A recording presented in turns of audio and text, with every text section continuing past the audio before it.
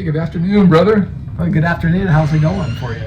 Pretty good, pretty good. I got my new glasses on. Look like a professor like you there, a little bit studious. Yeah. You mentioned traffic and as a quick anecdote there, I'm always, you're driving along, it happens to everybody, there's a light's green up ahead, and you're like you're like a little bit behind the rest of the people that are already going. And there's sensors in the ground, in the road, that tell when the traffic has stopped moving by the light. So especially when right when all the cars have gone, that's usually when it turns yellow, right? And so, but I'm like, hey, I'm almost there. Don't turn yellow yet, and I barely missed the light, right? And there's only just one more car. I said, can't you see me? I'm right there, and it's always turned red right before I get to the thing. And I'm thinking, okay, maybe AI, be a little smarter. Let this one more car go instead of let it sit in traffic for another, minute and a half while all the, the other lights are going and stuff. So it could move along some of those things a little more efficiently, instead of stopping. The sensors in the ground are great, but I think they're antiquated. They're not necessarily smart sensors. Better city design using AI models and algorithms can help them with the appropriate planning of amenities and better accessibility options. Well, let's talk about that a little bit. Let's talk about the cities itself. Cities can operate efficiently or inefficiently, right? And so the more inefficiently it operates, the more power it wastes, more time people waste, and et cetera, et cetera. Maybe it can look into some of those areas, right? We've talked about 15-minute cities before, how they're trying to be very environmental friendly, right? For pedestrian and micro transportation and things, bicycling and stuff like that, which is a good place, where you try to develop a city where it's efficient, where you live near where you work, near the grocery stores, all that kind of stuff. And we've got a past video on that, but maybe AI can help design some of those type of things and help develop those in a really efficient way. Yeah, I think it can. It can use GIS in combination with AI models and algorithms to make places more attractive or more practical for people to live in. And it can do it in the areas of with traffic, with the type of pedestrian traffic and other public types of transportation and all that. So for example, within the cities, it can examine the kind of congestion patterns, and based on population growth and what the needs of the population are and accessibility and mobility considerations, it can plan where to put amenities for grocery stores or restaurants, where would be the best place to do that. So it can do that through models, and it can also help predict where these places should go in the future if there is population, expansion and all that. So, and then it can tie it into greenhouse gas emissions, and I think it ties it into the income of the specific area. So some places will be different, can afford more than others, and it will base it off of that. Digital twin cities can help them adjust to conditions of complex systems that affect climate change. There's something called a digital twin city model. Have you heard of that before? A digital twin city? Well, you mentioned it before, so yeah, I have heard of it. Yeah, digital twin city. Me, yeah. So basically, what can happen is that they can make an exact replica, as a simulation of that city, all the things that it knows about that city, everything combined, and they use it to help with efficiencies and the different kinds of complex systems that are involved with it. So if they change something in this area of the city, how it will affect the other places in the city. So if they do enough of those simulations, they can figure out, well, if we do something here, it's going to affect something over there. So let's try to take this action.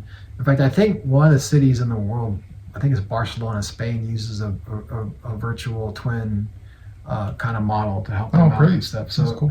I think that is starting to be becoming to be used in the world right now. That's a very powerful analytical tool then. Yeah, that's great. AI can definitely help traffic congestion and first responders with better AI-based apps. Yeah, and there's a lot of problems with traffic congestion and accidents and all that. So we could use AI to reroute traffic or know or they can even help with first responders, like letting them know the best things to do and giving them more information about what's going on before they arrive at the scene. So if we had those, and they would work with IoT, Internet of Things based sensors that are around, so that they could communicate with, they could all be connected, instead of like maybe some of these traffic areas are just connected so much, but they should connect around a bigger area, and it would know like how to have the traffic signals respond to what's going on based on the traffic congestion and all, like if there's traffic patterns. And in return, I know my wife does this, but she's got an app on there, and it will let you know if there's a heavy traffic congestion, and it will reroute where you're supposed to go. So yeah, the computers already do that type of stuff, but if we had more AI kind of in charge of what was going on with the traffic, it could do that a bit better for people, and maybe more people would be using those apps. Yeah. And the traffic situation would get better. Well, that's a great matchup, because you mentioned Internet of Things, or IoTs. That's real important, because it's not just about AI. The AI can only compute what information it has, and so the more and more sensors that are out there, the more and more smart it can get, because it has more information to gather from. And so instead of just using old sensors that we have, that are traffic signals. But yeah, maybe Internet of Things will help out with that and stuff. I think also the advent of 5G, where you have really fast cellular networking and computing power, where you can really use a lot more sensors and make everything data really fast that's available to AI. So that's helpful. So yeah, I think. So where else do you think IoT sensors could be used in the city? Like, what are some other areas that we're thinking of bringing up that we have IoT sensors that help out with efficiencies going on in the city and stuff? Well, like I said, when I'm driving and I'm maybe a little bit behind, I'm only 3 or 4 seconds behind, the last car in front of me, but it still cuts me off. And so more and more cameras that are out there, cameras are getting really, really cheap, and they can be easily networked into, a 5G, wireless system. And so you're talking about, analyzing something. If you could see everything, you can analyze it better. So I think seeing stuff, whether it's cameras or whether it's cameras that are already in use around the city that you can plug into, you get permission to, or whatever, more and more of those, I think will be very useful.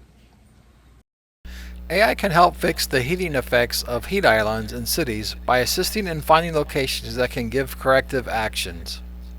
The traffic is a big one. And another one that we were kind of thinking of that we wanted to mention is that heat islands are a big deal in cities, where there's a lot of heat from concrete, or just the way the city's laid out, and just how it reflects and the heat, or is absorbed, I would say, a lot of times keeps in the heat.